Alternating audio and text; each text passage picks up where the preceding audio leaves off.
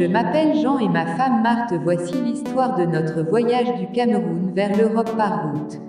Le 14 août 2014, à l'aube, Marthe et moi avons quitté Ezeka, notre ville natale. Nos cœurs étaient remplis d'espoir, mais aussi d'inquiétude. Nous savions que ce voyage serait long et dangereux, mais nous n'avions qu'un seul objectif, un avenir meilleur.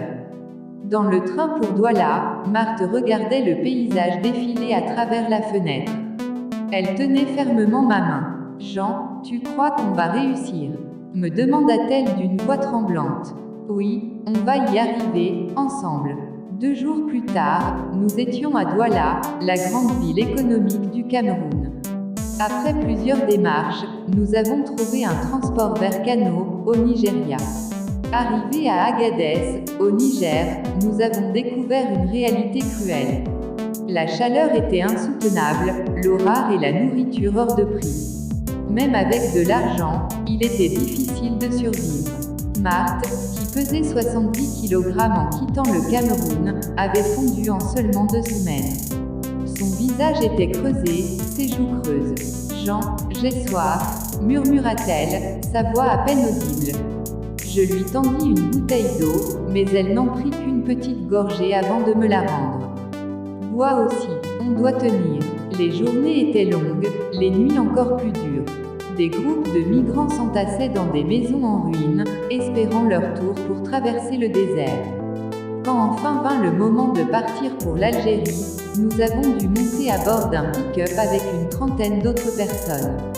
Nous allions traverser 3 déserts. Le désert du sel, où la blancheur du sol reflétait une chaleur étouffante. Le désert des pierres, où nos chaussures s'usaient rapidement sous les rochers brûlants. Le désert du sable, où le vent soulevait des vagues de poussière, nous rendant aveugles et assoiffés. Certains ne survécurent pas à la traversée. Chaque jour, des corps étaient abandonnés sur le sable, ensevelis par le vent. « Jean, je n'en peux plus », pleura Marthe à un moment donné. Je la serrai fort contre moi. « On va tenir, on va s'en sortir. » Après des jours de calvaire, nous avons enfin atteint Tamanrasset, en Algérie.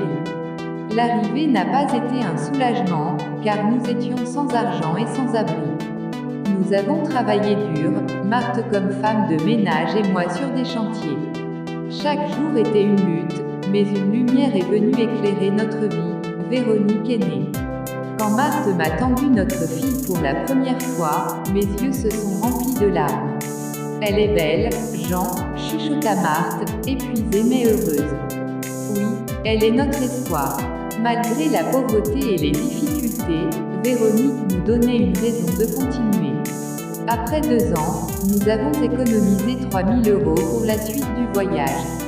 Nous avons quitté l'Algérie pour la Libye, un pays en guerre, contrôlé par des milices sans pitié. Arrivés à Zawiya, nous avons découvert un enfer pire que le désert. Les passeurs étaient brutaux, les prisons clandestines inhumaines.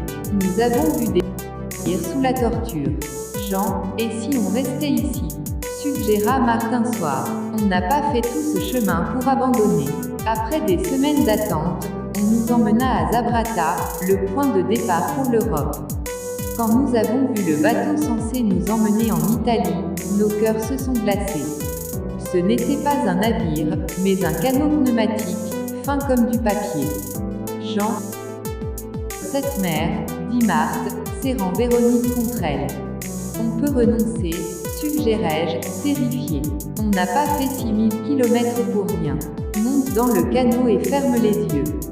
Nous étions 120 personnes entassées sur un bateau prévu pour 50. Après 8 heures, le moteur tomba en panne 2 fois. À chaque arrêt, la panique gagnait le canot. « Seigneur, sauve-nous », priait une femme à côté de nous. Et puis, à l'horizon, un miracle, un véritable bateau de secours s'approchait. Tout le monde criait « Bozza, Bozza, on a réussi !» Quand nous avons posé les pieds sur le navire, j'ai serré Marthe et Véronique contre moi. Nous avions survécu. Épilogue, une nouvelle vie. Aujourd'hui, nous sommes en Europe, mais notre voyage ne s'arrête pas là. Il faut encore se reconstruire, s'intégrer, se battre pour un avenir meilleur. Mais une chose est sûre, nous avons survécu, ensemble.